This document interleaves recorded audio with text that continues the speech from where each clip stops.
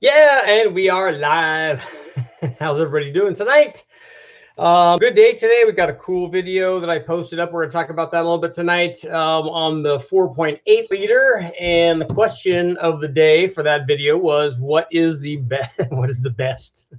The best turbo cam for your 4.8 liter. And the reason that I chose that motor, there's a number of reasons actually. If I look back at the first big turbo test that I did on the LS was the Junkyard turbo that I did, where we did the big bang on it, and that was way back for Hot Rod Magazine.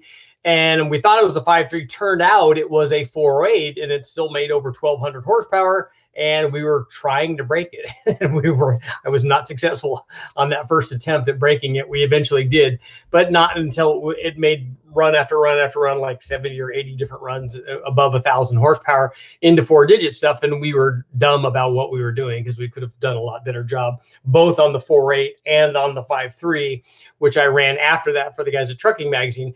But the 4.8 was good because, one, it's a cool motor because it's kind of the underdog anyway. So if you go and select an LS, I normally would recommend that you get a 5.3 or a 6.0, just because bigger is better, and you can make more power with it starting out. It makes more torque, which is what most people are kind of interested in anyway. When you step on the gas, you want to feel the thing like go and accelerate. And the bigger motor does that. A 5.3 feels a lot torquier than a 4.8, a 6.0 even more, and then a 6.2, and yada, yada, yada. So bigger is good. But the thing about the 4.8 is, because of that, it is definitely the underdog, which is why a lot of guys like starting with that, because you can make a lot of power. It's not that the 4.8 responds any better to boost, the short stroke one. They really like boost. No, every motor likes boost. The 4.8 loves boost. So does the 5.3 and the 6.0 and the 6.2 and the 7 liter and any kind of stroker variant, all the way up to like the 500-inch one. They all like boost. The 4.8 responds very well, just like the other motors do. And the thing that makes the 4.8 interesting is that it's always better when you tell somebody that you just beat them in a drag race somewhere. It's always much better to say you just got beat by a 4.8, even though it's a turbo 4.8. Everybody knows you can make 1,000,000 horsepower with them. It's always better to say you got beat by a 4.8 than even a 5.3, or especially a 6.0. If you have a turbo 6.0, it's going to be really fast. At least it should be. But they expect less out of a 4.8, despite the fact the difference between a 4.8 and a 6.0 is only a certain number of pounds of boost that you could turn the 4.8 up to. So you can get all of that back by. That's the great thing about a turbo, up until you just run out of turbo, basically. So, but with a 4.8, there's extra bragging rights, which is always good to have. So you can say, yeah, you got beat by the littlest 4.8 there is. The other thing that makes the 4.8 great, and one of the other reasons that I wanted to use it, is that's one of the go-to motors that I find when we go to the wrecking yard, and I go there a lot. Whenever we go there, we see one of two motors. It's going to be either a Gen 3 5.3 or a Gen 3 4.8. That's what I see more than anything else in the wrecking yard. I've seen, a smattering here and there of other kinds of motors. Sometimes we'll see a Gen 4, never see a 6 liter. Have found one, a couple of Gen 4 motors, found one that had a set of 243 heads on it. It was in a front wheel drive, so it's an LS4 version or something. But we don't find, almost everything that I walk up to has a 706 head or an 862 head, which tells me, even if I don't look any further than that, it tells me that it's a 4.8 or a 5.3. So they're very prevalent out there, and there's lots of them. They're easy to come by. They're a known quantity. We know that they make power. Like I said, the extra bragging rights makes it worthwhile. The other thing, the reason that I like covering the 4.8 and doing testing on it and showing what works and what doesn't work is because the 4.8, in my opinion, requires different considerations when it comes to camshafts than the 5.3 or the 6.0. Now, you could put the same camshaft in any of those because the same camshaft will fit. But if you're driving on the street, I wouldn't use the same camshaft in a 6.0 that I would in a 4.8, especially for a daily driver. If I was drag racing them, you might put, especially if you're using a stock bottom end, you might just put as big a cam as will fit with the available piston to valve clearance. So that when you step all the way up, you can step all the way up on both of those. Where the motors are going to want to run on a 4.8 with that big cam, 231, 232, 233, 234, whatever is going to fit in the stock piston to valve clearance on a 4.8 it's going to want to run and make power at a higher engine speed than that same camshaft would in a 6-liter. Now, obviously, it's going to depend on how you configure it, what cylinder heads you have on it, and very much so what intake manifold you run. But the 4.8, I like putting mild cams in them. And one of the things I tried to do in the video that I posted today is to get people to understand that, because we've been, and I know I'm one of them, because for years and years and years, you know, we had to have a big cam, make as much NA power as you can, then add boost to it, and obviously good things happen. Yeah, they do, except that you forget what the next step is. We always did that with the 302 stuff. I wanted to, you know, you could put a blower on a 5-liter 302 with E7TE heads, with stock heads, and just a small cam and springs and the stock intake manifold or GT40 intake, and it would run okay. But it would run a lot better if you had good heads on it and the right camshaft and also a good intake manifold on it. Then all of a sudden, it's really going to come alive. So that's a kind of carried over into other stuff. But like with a turbo application, you have to realize also, okay, you can look at the combination that way with a 4.8, but take the next step. The question you should always be asking yourself is, and this is something that I wanted to go over tonight, is like on the 4.8, but on any other combination too, your question shouldn't be what's the best cam for my 4.8. The question should be, and this is especially true if you're trying to turbocharge it. And this is if you're thinking about asking a question, especially if you're new here, most of the guys are here all the time, understand this already. If you're thinking about asking a question, don't ask what's the best cam for my turbo 4.8 or 5.3 or 6.0. That's not the right question. Your question should come after you realize, and this is only something you can decide, how much power do you want to make? If you're building an engine to do something, that should be the first thing. That should be your goal. Not finding the best cam for your turbo motor is not a goal. That's something you do to achieve the goal. And in reality, once you understand this, that's not even a question anymore. So decide what your power output is. So if you have a 4.8, you're going to turbocharge it. How much power do you want to make?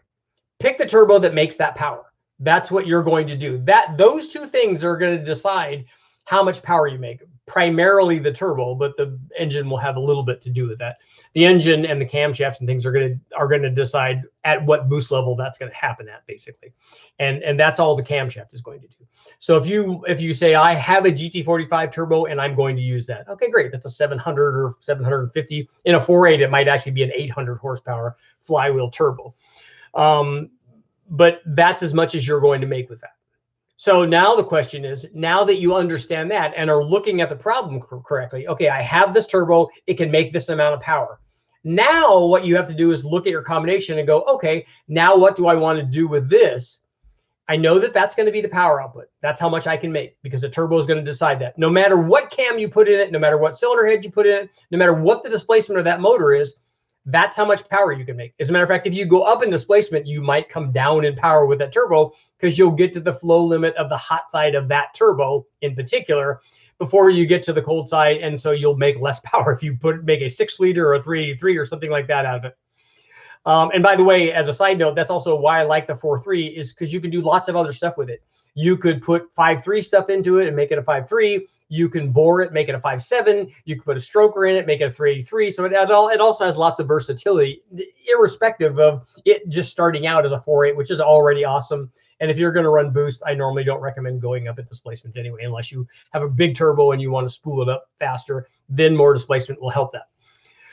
But back to our discussion, you know how much power you want to make. You pick your turbo to make that amount of power. Now what you have to do is look at the engine.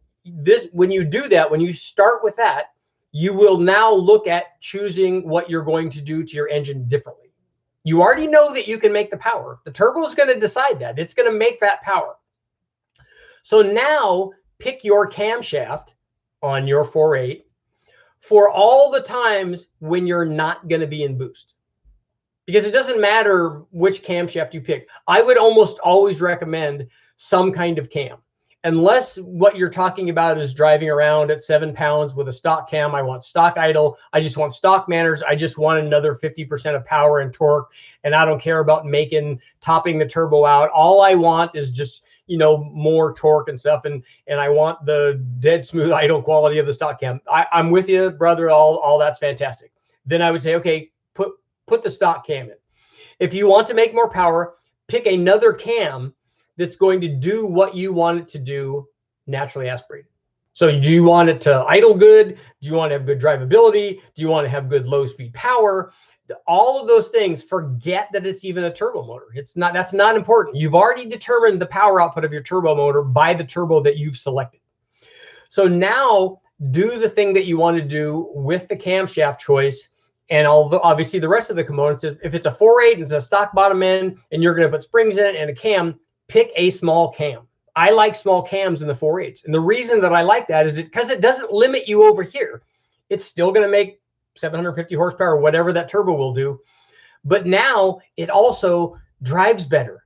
And with the camshaft that you pick, like let's say you pick a stage 1 truck cam or the torque cam from Brian Tooley or any kind of stage 1 cam from, you know, Texas Speed or Cam Motion or Comp or whoever it is, any small mild camshaft in a 4.8 is going to add 30, 40, 50 horsepower or so. If you select the right one, it's either not going to take away a bunch of low speed power, or it might even add a little bit of low speed power. Usually if you get a camshaft to add a little bit of low speed power, that means it's going to add less at the top. The interesting thing here would be to test the Truck Norris cam for Brian Tooley Racing to see if we could get what the torque cam did and more top end power and have good idle quality and have all of that. And if all of that does what Brian says it does, that's going to be a really good go-to choice that I would suggest for guys doing turbo stuff. Put it in a 4.8. Don't lose any low speed power, although we have to run it all the way down to 2000 RPM to see what's really going on there. Don't lose any low speed power. Pick up power at the top, add boost to that, and then away you go. And then you can top out that turbo, get good drivability, plenty of power. It's going to make a lot more power at every pound of boost than the stock cam will. So everything will work out. What happens more often than not is guys will put, I got to put a stage 2 in at least, and probably a stage 3, only because we know that a stage 2 is better than a stage 1. And then the only thing better than a stage 2, obviously, is a stage 3, and on and on and on it goes. So, but with a 4.8, stay down here. Stay in the stage 1 or less range, because again, you can make the power that you want, and it's going to do that. But what it's also going to do is, in addition to giving you the power that you want, which everybody, all of us want, it's also going to do everything else. If you put a stage 2 or a stage 3 cam in it, like for a good example, and I probably should have used this in this video, and I thought about it, but then I picked some other ones. But if you take, for instance, the sloppy stage 2 cam that a lot of people go to because it's very inexpensive, and you can make a lot of power with it, because we know every cam is a turbo cam, including that one. And if you put that in there, it makes power, and then you add boost to it, and you make even more power, and all of that works out. That's not a big surprise. But what that cam also does is kind of sucks down low. It doesn't make good bottom end because it has way too much duration for a 4.8. It's good for 7,000 or 8,000 RPM on a 4.8, especially if you put a high ram on it or something and run lots of boost and you want to make 4-digit power. You can do that with that cam, but honestly, you could do that with almost any cam and other cams that are better. Guys use that a lot because it's fairly inexpensive and it works. But at 2,000 or 2,500 or 3,000, that's not a great cam. It's not great for a 4.8, and you would definitely need a converter and stuff in that. So I'm talking about using a camshaft that you might not even need to upgrade the converter from stock and still be able to make, like, top out this 750 horsepower turbo. Now, if you want to go beyond that, if you want to go to the 1,000 horsepower range, you can still use a mild cam. It's just going to take a lot more boost to get you there. And so then other things start coming into consideration. Maybe at least a stage 1 NA cam or turbo cam or what, they're all turbo cams, but maybe a little bit more camshaft. And if you're talking about making 1,000 horsepower, chances are it's going to be less of it. It gets slanted less of the driver side and more of a race kind of thing. And so you're going to make other concessions to having that kind of turbo and that kind of power. Having it, I'm 100% certain that you can take a very small cam like that torque cam, like the Truck Norris cam, like a stage 1 truck cam, and still make 1,000 horsepower with it. It's just going to take more boost than it would if you had a camshaft that made more NA power. And I showed in the video that we had some that, would add, let's see, I think I've got some data here. Yeah, so the torque cam went up about 30 horsepower from stock. And then we had some that went up like 60 or 70 horsepower, like that Summit cam. But again, the Summit cam, like that Sloppy Stage 2, is going to lose power at the bottom part of the curve. And then that cam might require a different converter if you're going to be driving it around. So again, there's always trade-offs. But what those cams will allow you to do is make more power at a lower boost level if that's what you want. But again, you got to decide all of that stuff. But the first step, pick the power that you want. Pick the turbo you're going to use for that power. Then pick a camshaft that's going to do the rest of the things that you want it to do. And on a 4.8, for me, I like to go mild because then it's going to drive around, and you can always make, if you say, well, but this thing doesn't make as much power as my buddy's does, with his has a bigger cam in it, and he only runs this amount of boost. I'm like, yeah, just turn it up a pound. And then all of a sudden you're there. But you still get the drivability, and he can never adjust his boost to increase the drivability. So that's something you'll have over him. And like I said, small cam, more boost, probably a better way to go. And then when you get into the 4-digit stuff, you're going to have to make some kind of concession. So that's our discussion for tonight on the 4.8 turbo cam. So let me see what you guys are thinking here. Let's see if we got some good questions here.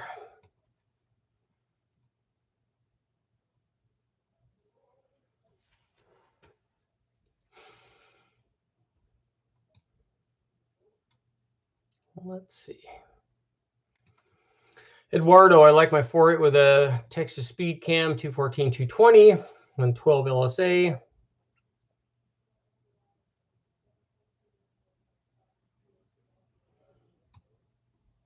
You want to see a Honda running 300 miles an hour in 4 seconds?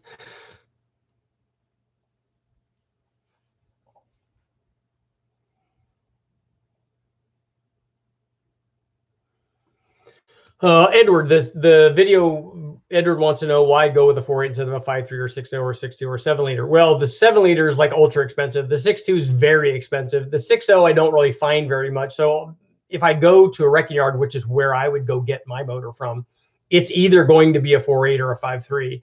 And for me, I would pick the 5.3 over a 4.8.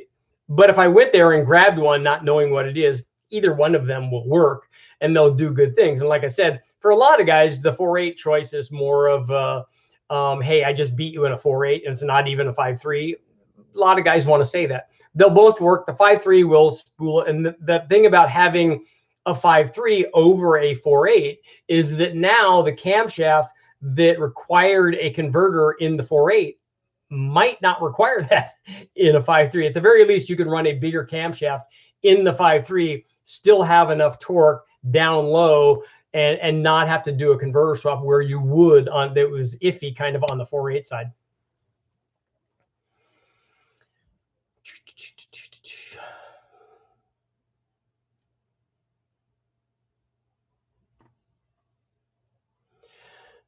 If I turbo anything, it will be a Jeep 4-liter. Those are good. I mean, everything needs boost, right? And a 4-liter Jeep is kind of a low RPM, torquey kind of motor, but you know, good things happen when you add boost.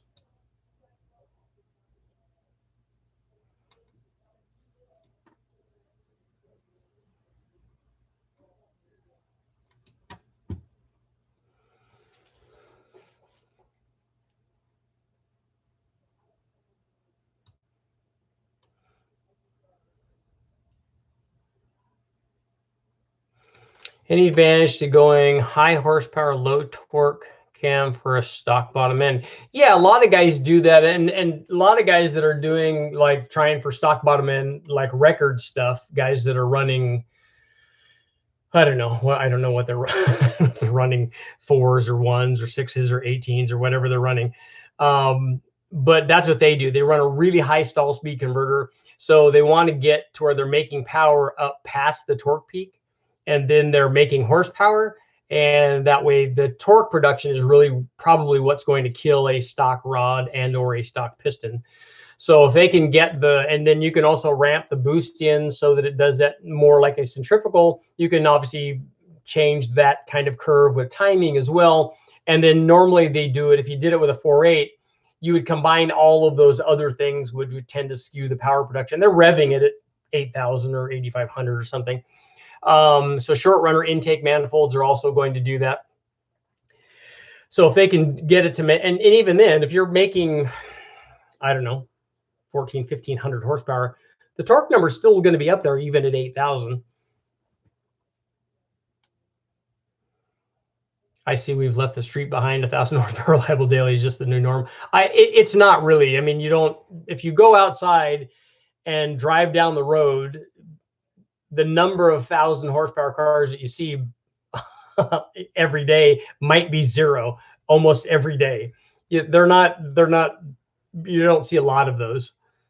The thing that's nice about a turbo is that it can be a 1,000 horsepower motor, and you could drive around on 7 pounds, and then it's not a 1,000 horsepower motor. It's obviously quite a bit less.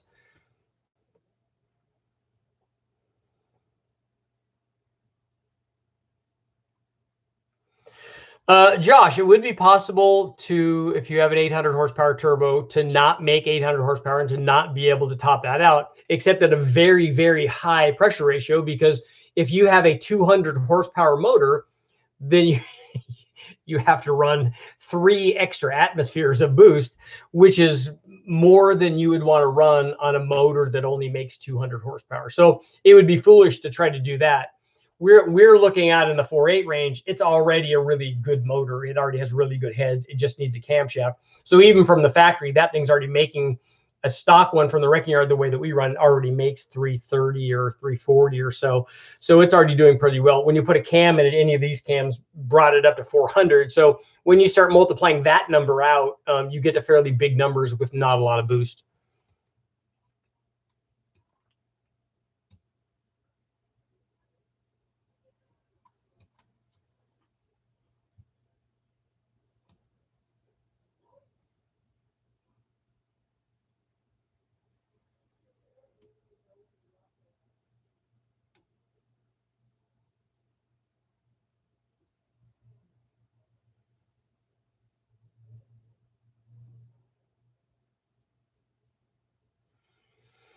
Tommy, welcome.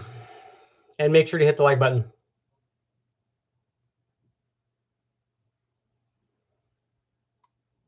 So Admiral, you're putting a PD blower on the 4.6?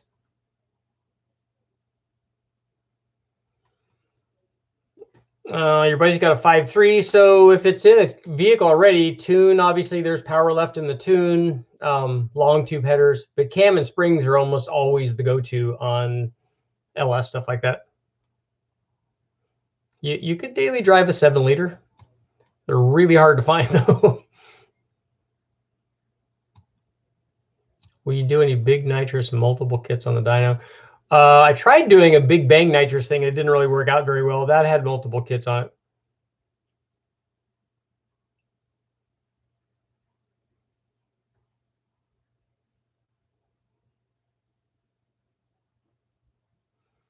Ballpark cam specs on a 5-liter to hit 7,000. The cam is not going to determine the RPM. You can get something to make if you're talking about making peak power at 7,000 or just running to 7,000. I don't know which one of those it is, but shortening the runner will do more than the camshaft will. But you can put more camshaft in it too. If you put, I think when we ran the 231 cam and a fast manifold and good heads on it, I think we made on a 5.3. I think we made peak power at 7,000.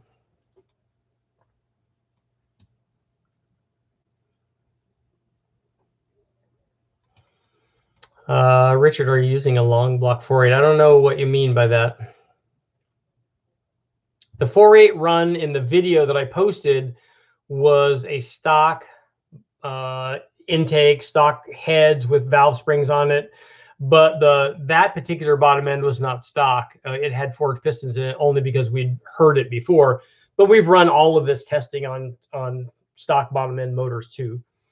And all of the big bang stuff that I did previously, where it was 1,200 horsepower, whatever, all of that was a stock bottom end.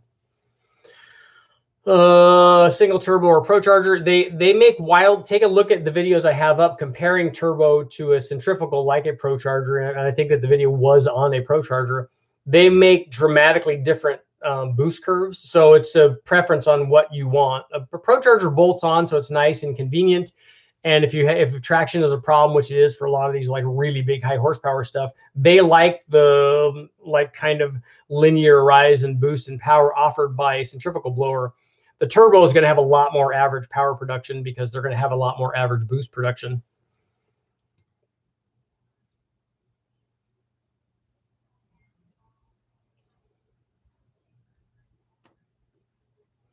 How come nobody wants a 5.7? The problem with the 5.7, Daniel, is not that nobody wants them. It's just that, as a matter of fact, Westech has one at their shop. They have two of them. They have the original LS1, which is one of the first one I think that I ever tested on the engine dyno, and then they also have another one that's a 5.3 iron block that's bored out to a 5.7, which is kind of cool to be able to do that.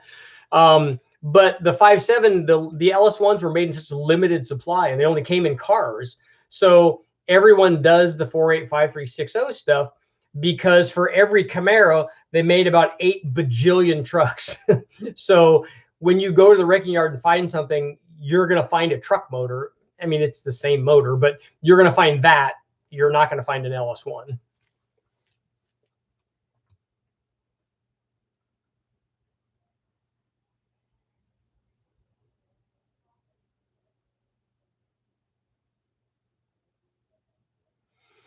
I don't have any news on the 2.2. I haven't done any testing. I'm not down at Westech, so that won't happen until after I go down there. I did talk to the machine shop today about everything that needs to be done on that 84 motor.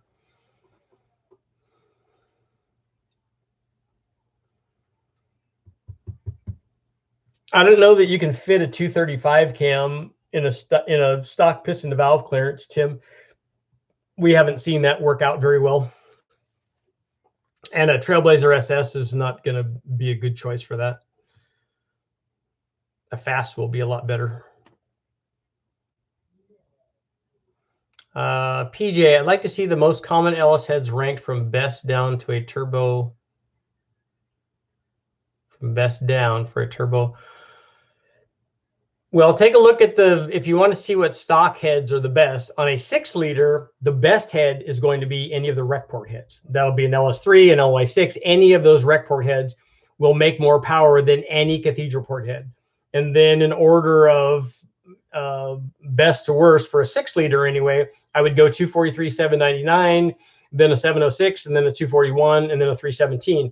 Although the 317 flows more than the 241 does, and it flows more than the 706 head does, it just doesn't make as much power because the chamber is so much bigger.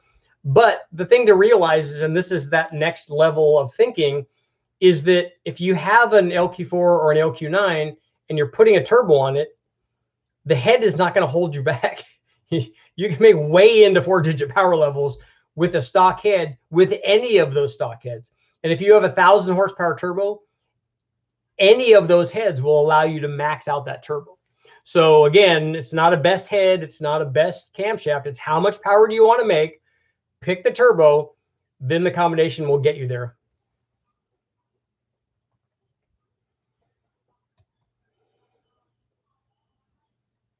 Richard, about the sloppy stage 2 cam for my LS2. On a 6-liter, a sloppy stage 2 is much better than it is on a 4.8. And the fact that it's closing in on a single pattern cam helps it be a little bit better than it would if it were a widespread dual pattern cam. But it would not be my choice. If you're and you want 700 horsepower with a turbo, it would not be a 700 horsepower 6-liter turbo. That would not be my cam choice. But it was affordable, so it will definitely work. To get 4 digits, how big is stepping up the camshaft? I don't know what your question is. You don't need a big camshaft to make 1,000 horsepower.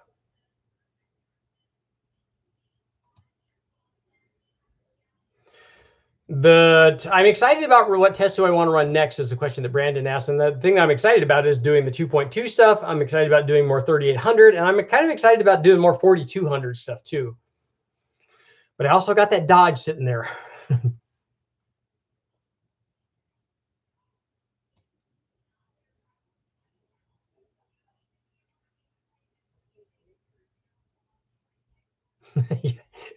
Well, Jeep, I know that you're going to the yard and looking for an L31. If you find an LS, there's no reason that both of them can't come home, right? As long as they both fit.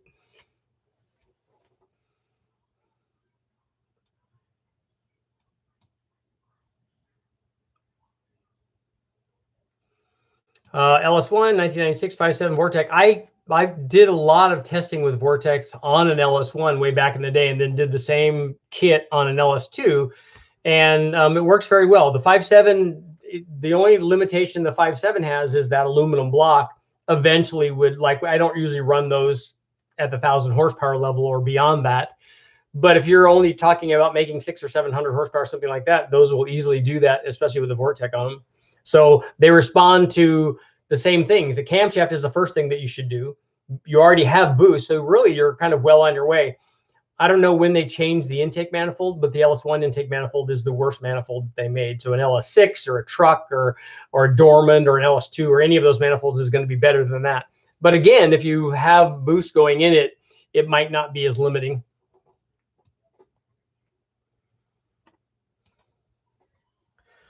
243 head is a factory head.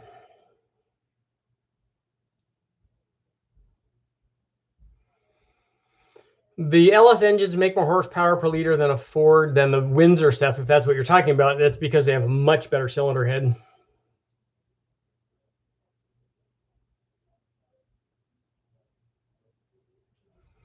Wheelbase media. I don't know how they're rating those. I don't know if they're actually, when they're saying that their intercooler supports 800 or 1,000 or 1,200 horsepower, I don't know if they might be just guessing. I know that a lot of those companies, especially the offshore companies, they don't do any testing at all. So they have no idea what that actually means. They're just saying our core is this big and other ones that were this big said this, so we're saying that too. I don't know what they've done to actually test that. So I don't know if they've flowed it and measured pressure drop to find out, hey, look, this thing will flow X amount of CFM, and we're only getting this kind of drop across the core in terms of flow. I don't know how they're measuring that. I have some tests up of intercooler cores to show what happens when we went from like a 3-core to a 4-core, and one of them had a 3-inch inlet and outlet. One of them had a 4-core in and outlet, or a 3.5-inch inlet and outlet, and bigger tanks and stuff. And this was done on a Pro Charger, and it made a big difference in power. So they were definitely rated at different flow rates, and they made different power. And it definitely affected the boost and power after the intercooler.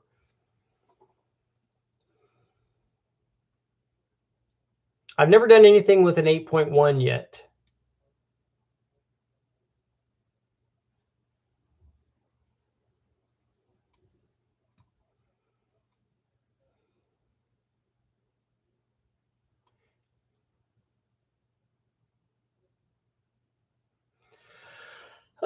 Banks. Hey, Rich, any idea after wide open throttle pull my car big block, it misses and runs for a minute and then clears up?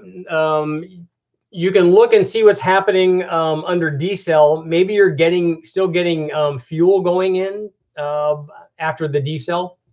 That's the only thing I could think of. Unless the other thing that could happen on a carbureted application is the distributor can hang up. So when the weights go out, the centrifugal weights, maybe they don't come all the way back. Couple things to check there.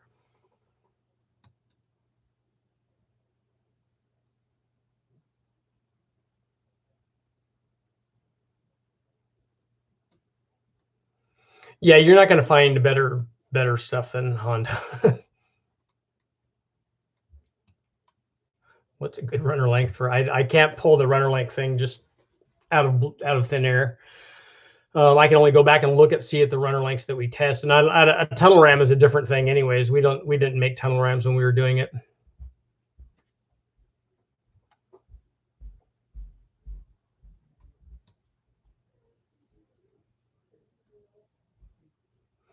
$80 degrees of advance. That seems like a lot.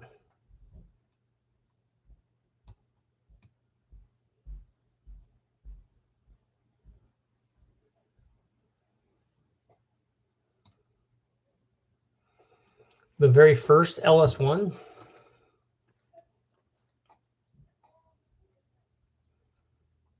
Ooh, a CBR 125. That would be cool.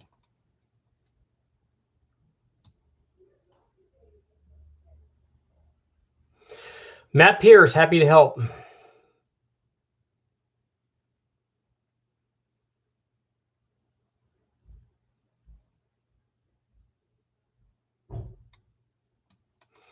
The displacement tames the cam timing down, and the by nature, the bigger motor makes more low speed power anyway. So it's not relying on the camshaft.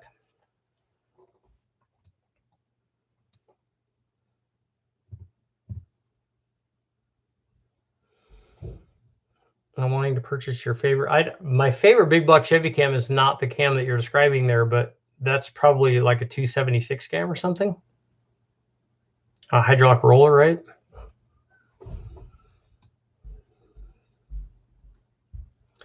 A 243 and 799 head are the same thing.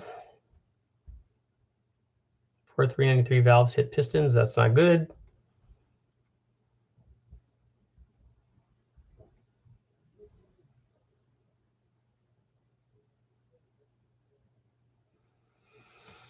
Yeah, Edward, the nice thing is if you put an all aluminum LS in your factory 5 Roadster, that would be pretty sporty.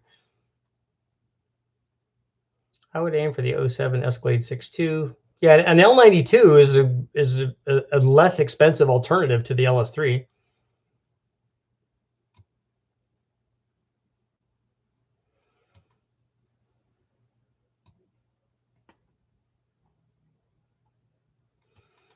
$1,300 horsepower, 317 heads. The heads are not going to limit you. They make less power than other heads, but you can compensate that with boost. I mean, if you put a good camshaft in a 6-liter with 317 heads, you know, maybe it makes 500 horsepower or low 500 horsepower. It doesn't take very much to get to some fairly big numbers when you're starting with 500 horsepower.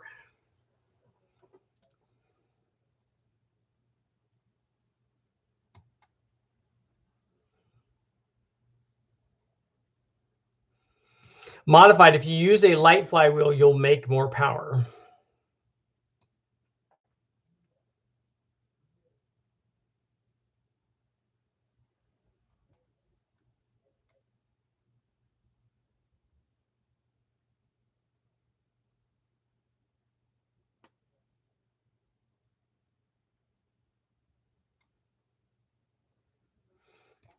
Infamous, which one do I need to tell you about?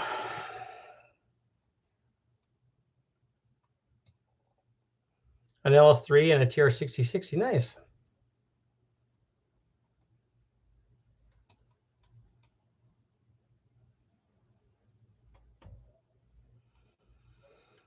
I don't like old American cars. Well, that's the thing. That's the great thing about the world that we live in is everybody gets to choose the thing that they like. The motors or the brands or the car that you like isn't the best car ever made. I'll let you in on a little secret. It's not. It can't be. The reason that is because that doesn't exist. The cool thing, and hopefully you'll realize that if you come here a lot, is that you can like Skylines, which I think are awesome. And somebody else can like a 69 Z28, and guess what? They're both awesome. And one guy liking one and the other guy liking the other one, yours doesn't have to be the best one. You don't have to try to take away all the coolness. Like that one's no good. Mine, to be the best, mine has to be the best, and yours also has to be the worst. That's not it. They both can be cool. You're a car guy. Everybody here is a car guy. Well, we can all celebrate the things that we like and appreciate the things that we like. The thing that I like doesn't have to be the best thing. It's not. I know that that's the case. I like a Chevy Sprint Turbo, but I also I was watching Rob's deal on the 4-rotor deal, and that's an awesome thing too. I appreciate everybody doing hard work.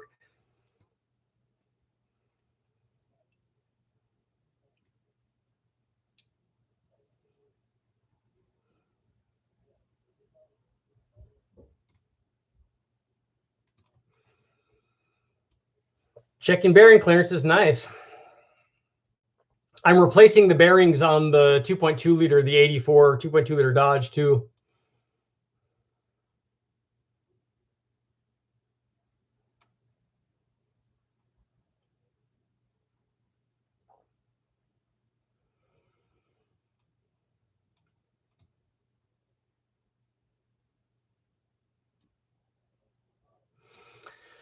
Yeah, the stall speed was one of the things I went into on the 4.8 stuff, and because we were looking specifically at the low speed power production, and the difference therein with these different cams, because it's fairly easy with the LS cam to pick up lots of power at the top. And you're going to get that NA, and you're going to also get that boosted. In fact, you're going to get it multiplied when it is boosted. But a lot of guys don't look at that, and they don't look at that on my stuff either. So I have to tell them about it. And on this, unfortunately, in this test, I didn't run it all the way down to 2,000, which would have been a good idea. But you can see from the stuff we're seeing at 3,000 that the bigger cams that make more power at the top also make less power down there. So we know that when you're starting to lose power down there compared to the factory cam, it's a fairly good indication that you're probably going to need a different converter.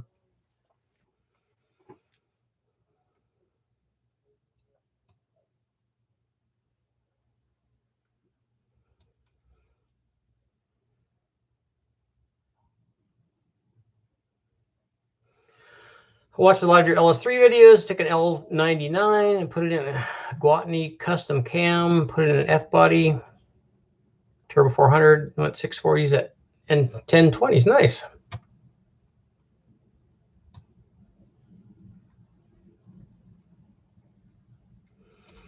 Matt, again, when you're asking a question about a turbo, what turbo should I use? You have to tell me what power output you want, because that's going to determine what turbo I recommend. The turbo is not going to be a function of the best turbo any more than the camshaft is going to be a recommendation of the best cam or the best motor or the best car or whatever it is. You got to tell me what power output you want, and then we'll size a turbo for that power, for that 5.3, and we'll try to get you like going off in the right direction.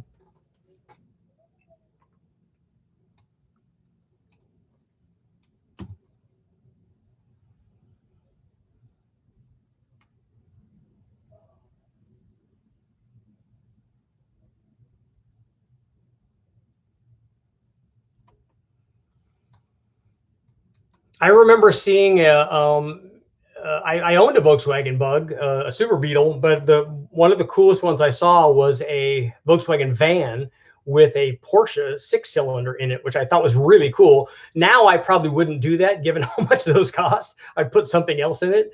But a van that like moves out like that, I really like the vans, like a 13-window van or something would be awesome. And I like when the guys make the little shortened versions of the van also. I think that those are super cool.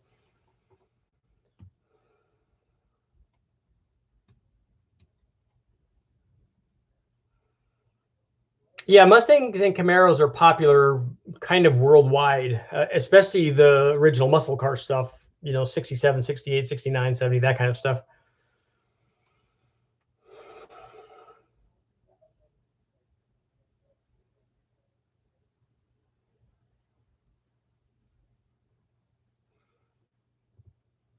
Bo, you got a couple of guys running mid 500s to the tire, stock 2.8 liter LP9 V6. I'd have to look and see what that is. I'm not familiar with an LP9 from the Saabs.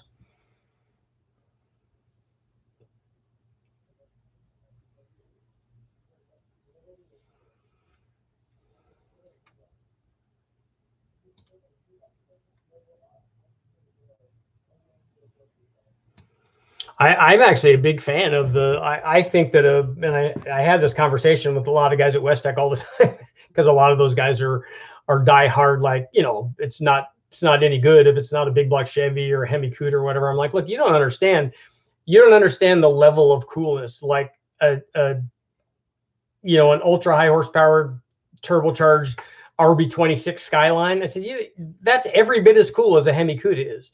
I said, and I'm a huge fan of Hemi Cudas, but I'm also a huge fan of all these other cars that do awesome things. And I like weird stuff anyways. Like I said, the Nash Metropolitan to me is like all kinds of several different kinds of awesome. And so, but again, that's me and the things that I like. But the thing is, I know that other people like other kinds of weird stuff. And I'm like, dude, I totally get that, because I have my own weirdness over here too. So I appreciate this other kind of weirdness.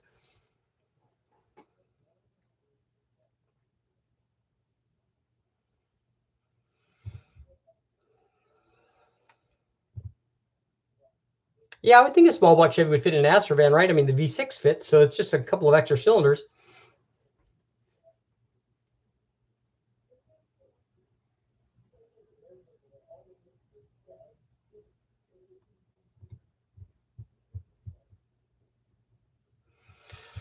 Yeah, Noodles, one of the things that they do with the turbocharged stuff is the OEMs generally want them to feel like a big motor, like they want a small displacement 4-cylinder to feel like a bigger displacement V6.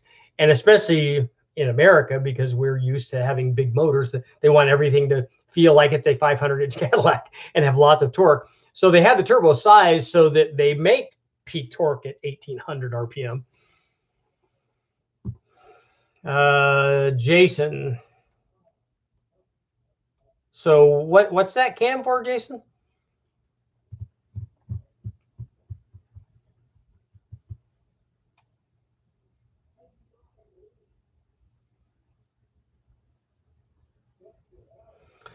Bo, let me know how that works out if you're putting that stuff together.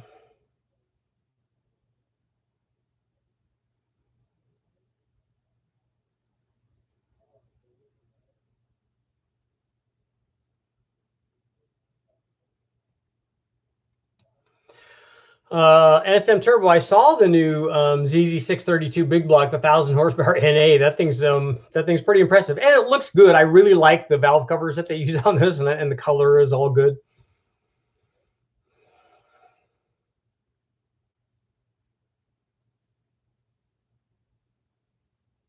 Most people don't like shifting the Cadillacs at $5 grand. $5 grand's really winding out the Cadillac.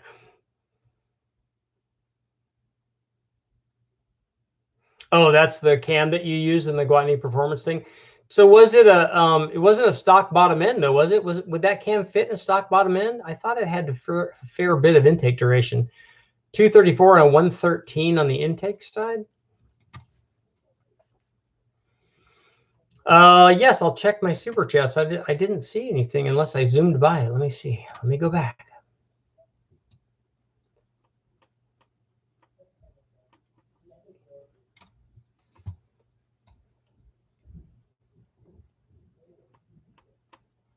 I'm scrolling all the way back through it. I don't see anything yet.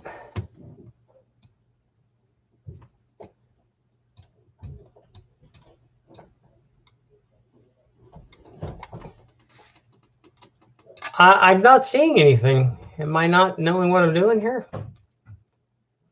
Thank you very much, Mike. If you if you did, Mike, if you have a question, please ask it again so I can answer it. But I don't see anything.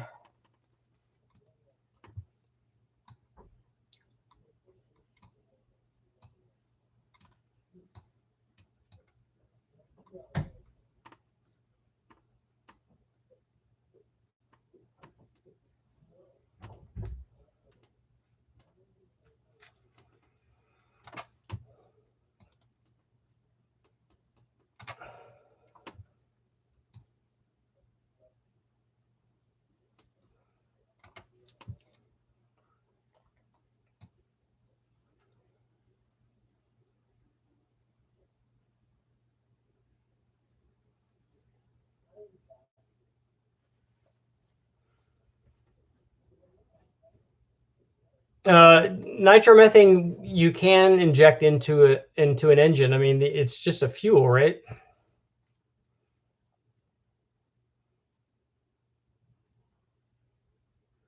I'm assuming you mean combustion chamber. Lots of guys run NA motors on nitro.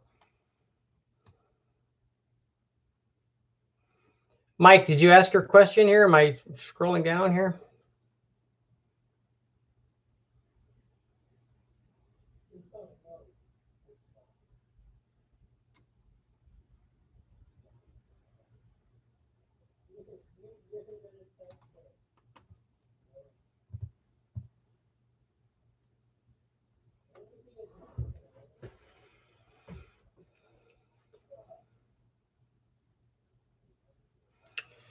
Yeah, Mike, did you yeah, the super chats is when somebody sends money. Everybody try and show Mike how to do super chats. Everybody put in $1. Let's see. Where's Mike at? Please do more videos with the 4.3 liter. I agree. There needs to be some. I made a bunch of custom intake manifolds for Miatas. I think I got them laying around somewhere. When does a turbo-specific stage 2 cam make more power than a sloppy stage 2 cam? It makes more power under boost when it makes more power NA. And so forget that it's a turbo-specific cam. That's not a thing. It is kind of, but instead look at it as two cams. If one cam makes more power than the other cam, like if you look at the 4.8 video, one cam, like the torque cam, makes less power than the Summit cam. That Summit cam will make more power than the torque cam will under boost because it made more power NA. And the same thing would happen with that sloppy stage 2. If you put a different cam in it that makes more power, in fact, you can look on the videos that I have where we ran the comp 459 or 469 cam compared to the sloppy stage 2 cam, it made more power on the top.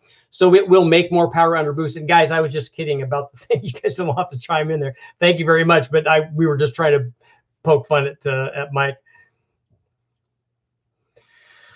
Admiral, cam choice for my 7,500 RPM Cobra motor. It's PD supercharged. I like comp cams. You're going to be able to run your Cobra to 7,500 with a positive displacement blower, and it's going to have short runners anyway. So 7,500 is going to be an easy thing with any kind of camshaft.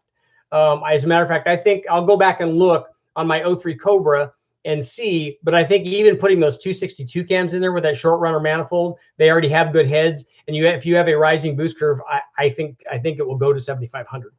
Dave, what's going on? I hope you have a question. That's more than generous. Tom, thank you very much. Tom is my fellow Honda guy. I agree, Mike. We need Truck Norris testing.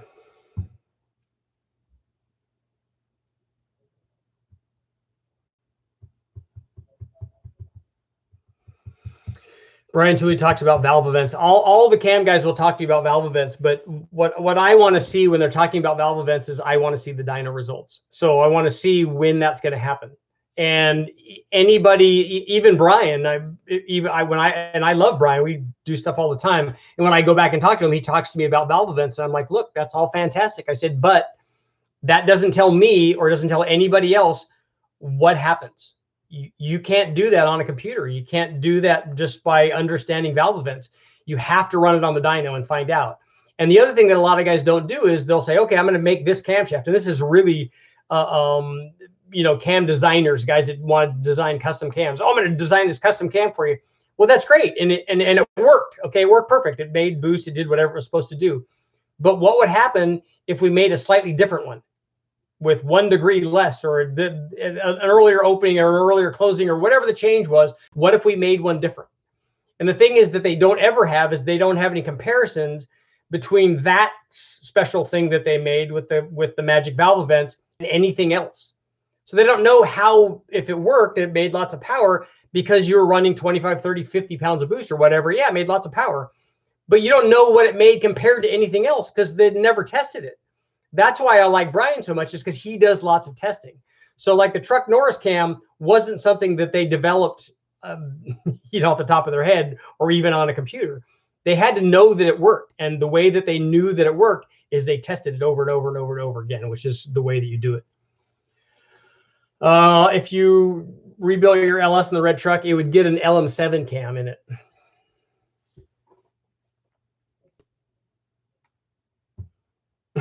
Yeah, Tom, don't make that mistake. Your wife's not going to be happy if you did that.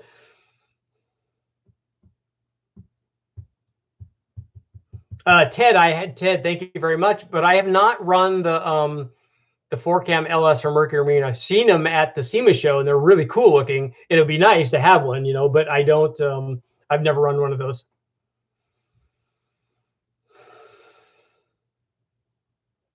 I just came from a cruise, and I swear one guy did Truck Norris. That's because it's Truck Norris. I mean, that's got to be the best cam name ever.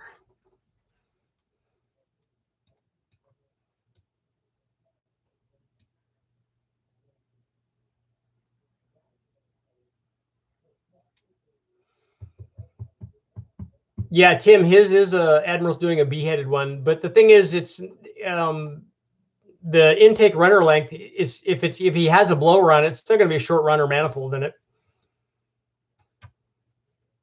And lots of guys like to talk about the B head versus the C head and all of that, but the port length is about the same on the head.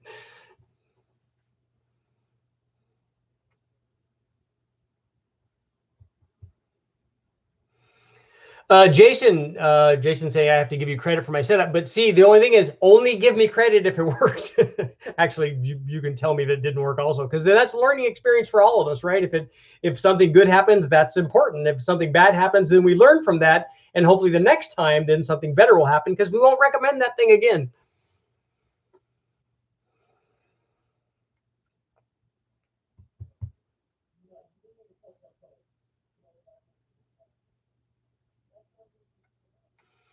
How much boost can you safely run on stock ring gap? None. If it's NA, you won't break it for sure. At 1 pound of boost, you can break it with stock ring gap. The guys at Westech do have a double overhead cam LT5 motor from the ZR1. They have one there. We haven't run it yet, though. Tom, welcome. The Aquatic Richard Tex.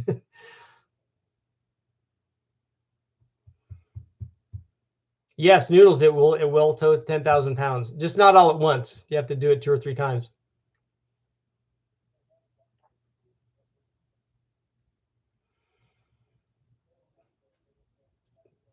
237 at 50 on a stock bottom end L33. What LSA is that? Is it really wide?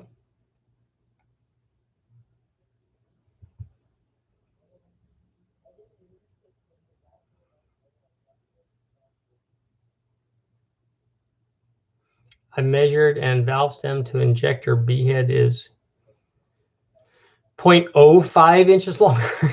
So that's not even half an inch. So 5/100ths.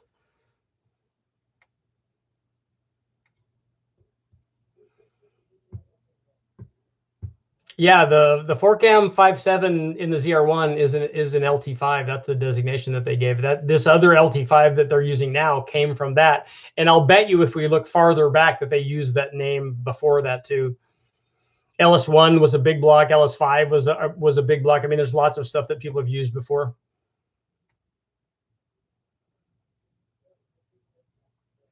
What would you do if your target was an LS engine was 500 horsepower and 8,000 RPM? I don't know how you're only going to make 500 horsepower at 8,000 RPM. You're going to make way more than that. You're going to be more like 600 horsepower at 8,000 RPM on almost anything. Look at the D-stroke deal video that I have. You can get an idea of what's going on up there.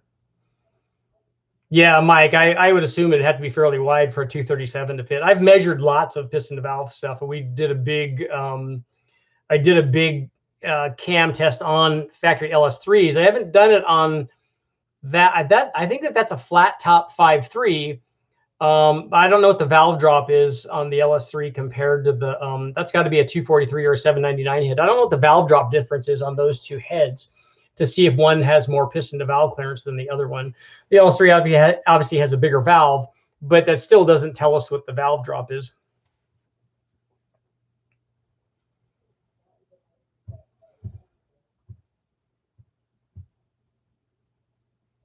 Yeah, Jason, if you put a big converter on the single plane, they always do what they do at the top, and it's not unusual every time we test them to make more power up top compared to a dual plane.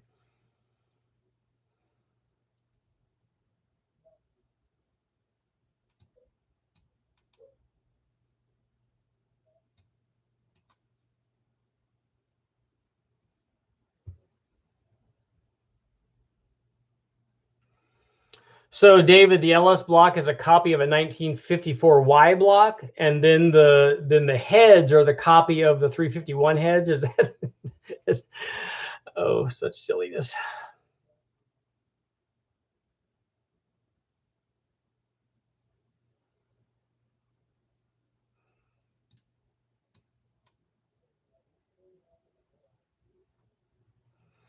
Whoever was asking the question on the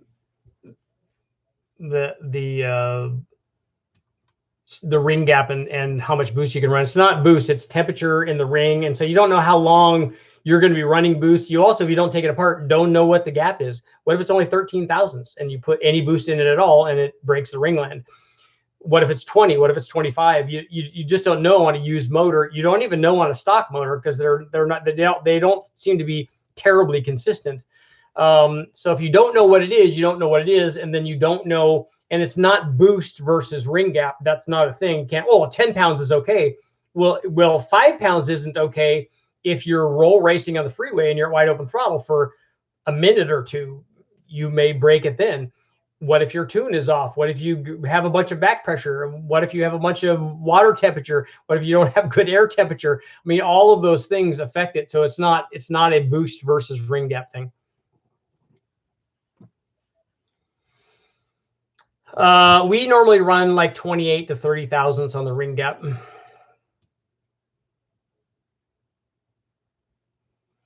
Let's see, to prime an oil system on LS, fuel a chemical sprayer with oil, hook the hose. The chemical sprayer will hold enough pressure to, because the problem with oil is that it doesn't flow like water does unless you use really, really low viscosity oil, like if you use a 0 weight or something. But if you use cold 30 weight oil, or like a 530, it takes a lot to push that oil up through the motor.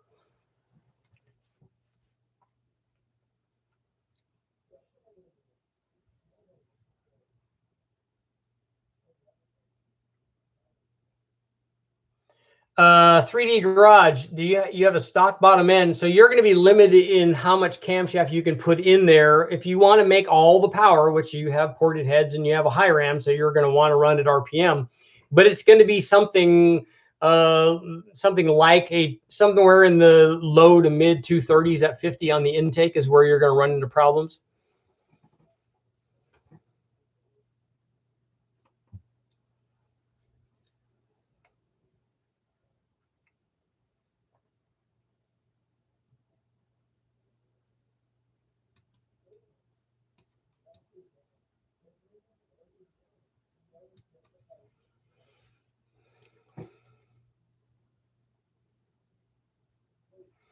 Slim, 6 liter, 3200 stall. What cam would you recommend for boost, and what heads are also dish pistons really that bad? On a 6 liter, dish pistons are not bad. If it's an LQ4, they came factory that way. We've made, 14 or 1500 horsepower with that piston, so that's not a problem. 6 liter, put ring gap in it. Any of the heads that you do, you got to tell me what kind of power you want to make.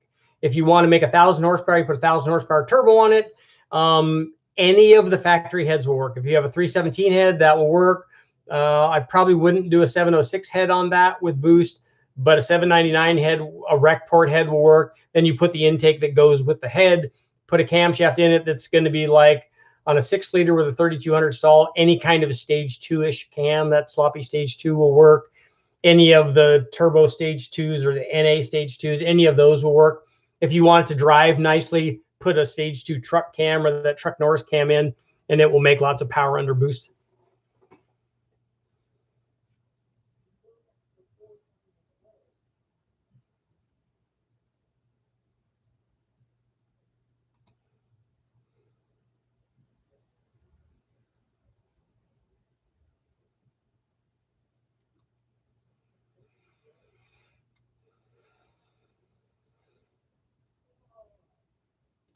Grove, what is it you've been doing for years? I think I might have missed your first comment. Oh, priming the oil system. Okay, that's cool. We used a big pressurized cylinder like a I think it originally was a propane cylinder or something.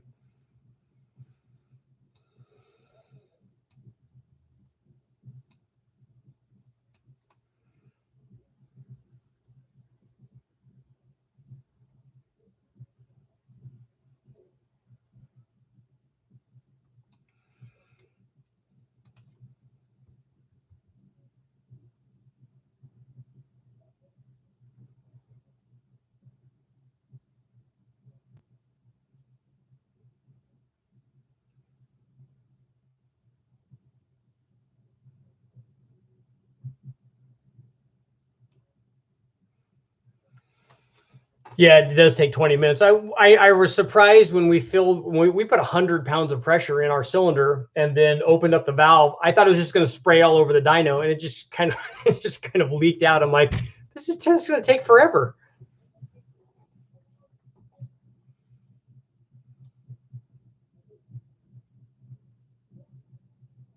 Dave, no flat plane cranks. I've never run any of those.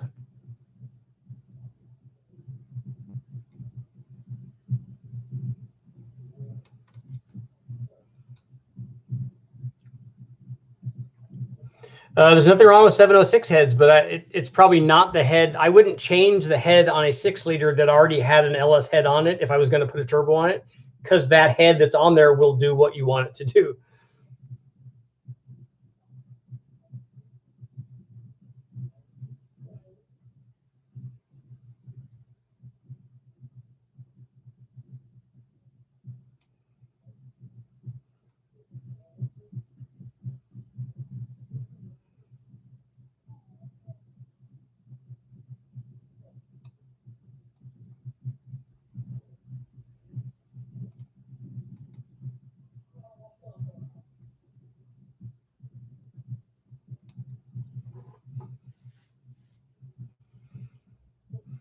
3D garage, the cam that you use in your motor in your NA setup will work under boost, and vice versa.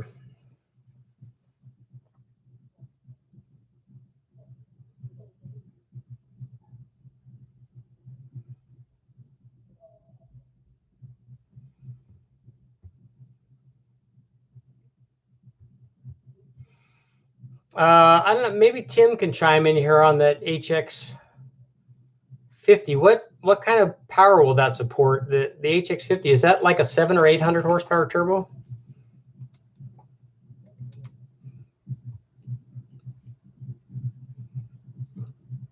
Are you Gage? Are you going to be turning it up all the way using all the boost that's there? Metal, you did see me on American Ninja Warrior. I did it for 2 years. I did it. I didn't get on TV when I went to Denver, but I did get on when I went to Venice.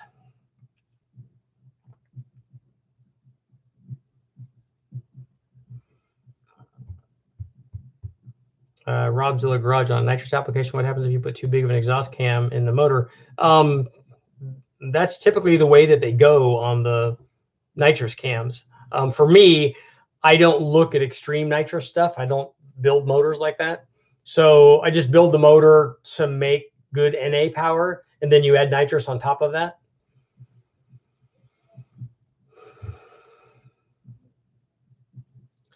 A 5.3 Silverado, if you did it right, would kill a stock C6 Z06 Corvette. I mean, there are 5.3 Silverados with turbos on them out there running 8, so that's a lot faster than a Corvette.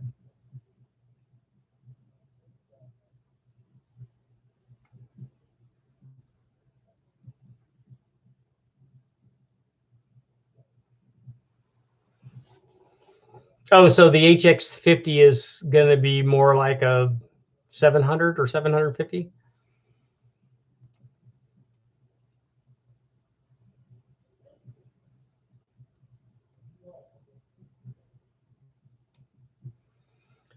Two of 5 valves on ported 317 heads. That I ran a set of ported from TEA. We ran a set of ported 317 heads on the first 6-liter Big Bang motor, and they make lots of power. I mean, the motor made 550 or 560 NA, I think.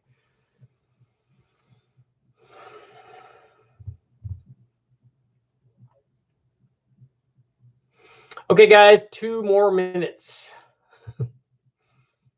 I'm all of those. I'm a Dino Ninja, Ninja Warrior. That's why my wife got me a shirt that made me a shirt that said Snake Ninja, because, you know, rattlesnakes and stuff too. Kind of my jams.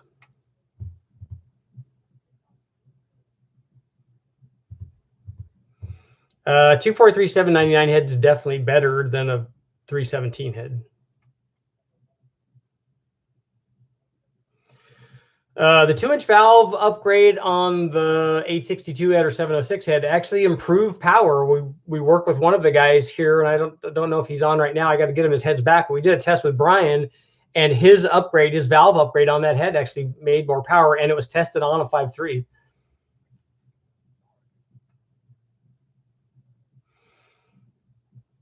Wrong way. That's not going to spool too fast on a stock 5.3. Matt, I did mention the ZZ632. That's an impressive piece. Groves, I actually don't think you need to port the LS3 heads unless you're talking about a really, really powerful combination. Take a look at the LS3 head test that I did.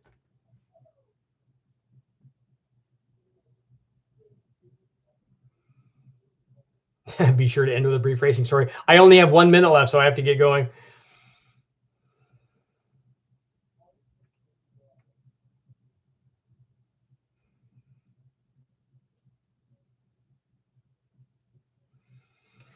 Yeah, Tim, it would be nice if they had systems where 50 was more than 50 or less than 51 and less than 55 and more than 45. And, you know, that would make sense. But sometimes logic's not their big thing. One more question.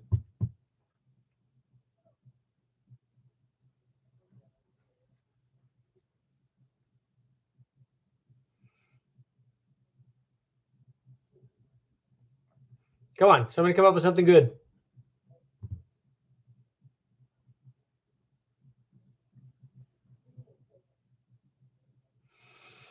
All right, Groves, you can get the last comment. His comment is that Richard showed that on a recent video that ported heads on a stock LS3 were worth almost nothing, and they were like 8 or 10 horsepower when it had a stock cam in it. And even after we had a good cam in it, ported LS3 heads are not worth a ton anyway. And the reason for that is not because the porting isn't good or because the heads don't flow a ton. They do. What you need is a lot more underneath the head to be able to take advantage of what that head has, what the flow rate of that head. A stock head flows like 315. That's enough to support 630, 40, 50 horsepower. Whatever. We've made nearly 700 with a stock set on a really big motor. So we know that they'll support a lot of power. So when you're porting them, you know, we have ported LS3 heads that flow 350, 360, 370, even more, getting up close to 400 CFM.